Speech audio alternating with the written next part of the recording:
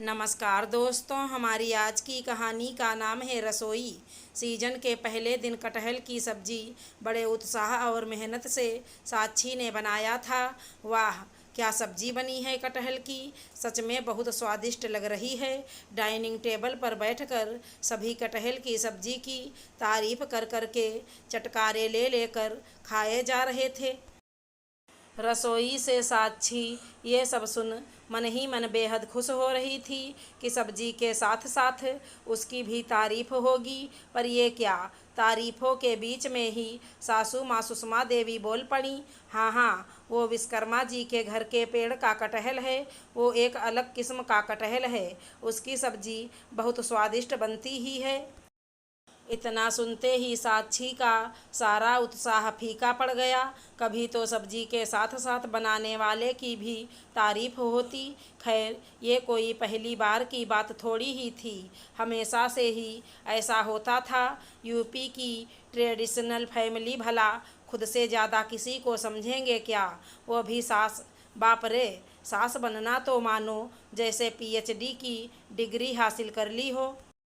हर क्षेत्र में ज्ञान भले ही शून्य क्यों ना हो, और साक्षी की फैमिली में तो सासू माँ के हुक्म के बिना एक पत्ता भी नहीं हिलता था।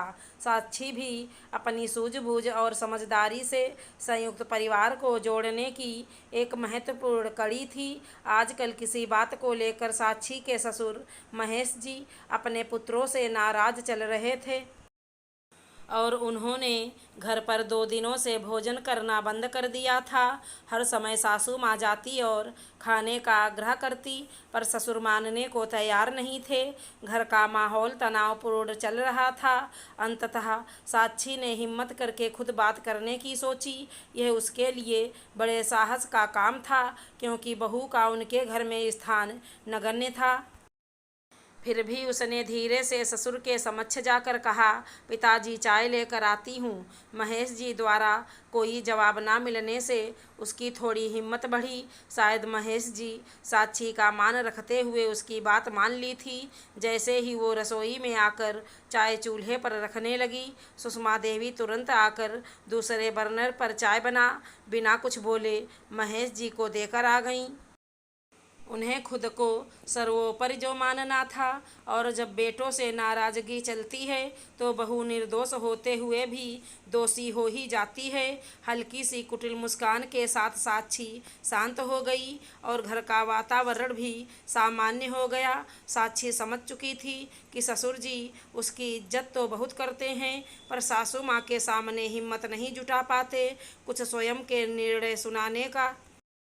एक दिन घर में कुछ मेहमान आए हुए थे।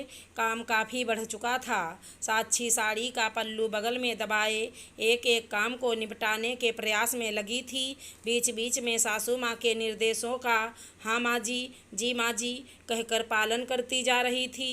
देखो साक्षी, रसेदार सब्जी में कढ़ाई भरकर पानी मत डाल देना, वगैरह वगैरह। परिस्थिति की नज़ाकत को समझते हुए साक्षी चुपचाप सहन करती जा रही थी। सभी मेहमानों के साथ परिवार के सदस्य खाने की टेबल पर खाना खाने बैठे, जहां खाने के साथ साथ खाना बनाने वाली साक्षी की जमकर तारीफ हो रही थी। पर सासू माँ को तो क्रेडिट साक्षी को देना ही नहीं था। बातों का सिलसिला शुरू हुआ। उसी के बीच सासू माँ ने बड़े फक्र से कहा, क्या करूँ, फुर्सत ही नहीं मिलती। रसोई में भी साक्षी के साथ में रहना पड़ता है। अकेले बहू के बस की बात कहाँ रसोई संभालना। साक्षी की समझ से परे थी यह बात कि सासू माँ गलती निकालने और निर्देश देने के अलावा करती ही क्या है रसोई में।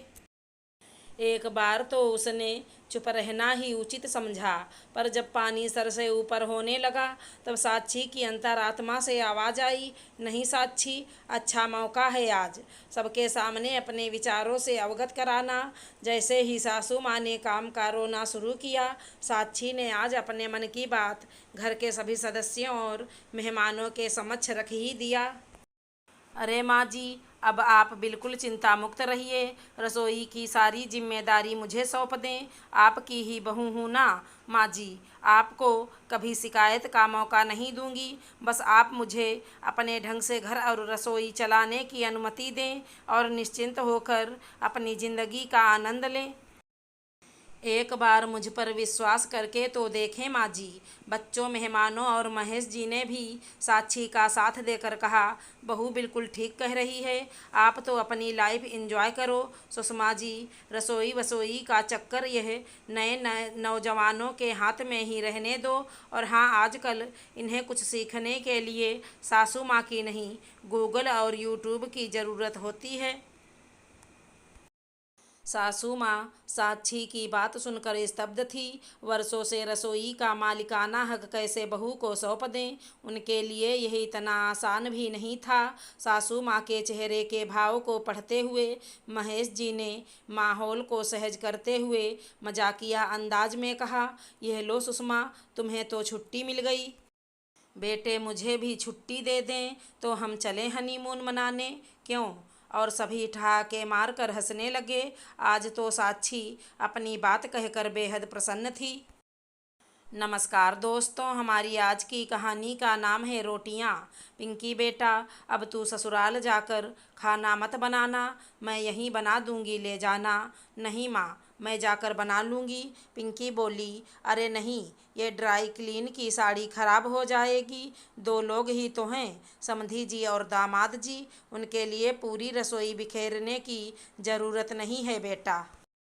और बहू को आवाज़ देने लगीं, निकिता, बूंदी का रायता, सब्जी, दाल और चावल बने हुए हैं ना? हाँ माँ, बने हुए हैं, निकिता बोली। तो ऐसा कर, कुछ फुलके बना दे फटाफट। पिंकी ससुराल जाकर खाना बनाएगी और यहाँ बना हुआ ही है, तू दो चार फुलके बना कर डाल दे। पर माँ, दो चार फुलकों से क्या होगा? 8-10 रोटी तो शेरू और मोती के लिए बनानी पड़ती हैं मुझे। अच्छा निकिता, थोड़ी ज़्यादा बना देना। ठीक है माँ। निकिता ने कमरे में जाकर अपनी ड्राई क्लीन की साड़ी बदली, रसोई में जाकर आटा गूँथ कर रोटी बनाने लगी। करीब 25 रोटी बनने पर निकिता ने आवाज़ दी, दीदी, एक बार आप टिफ़िन देख लो ना।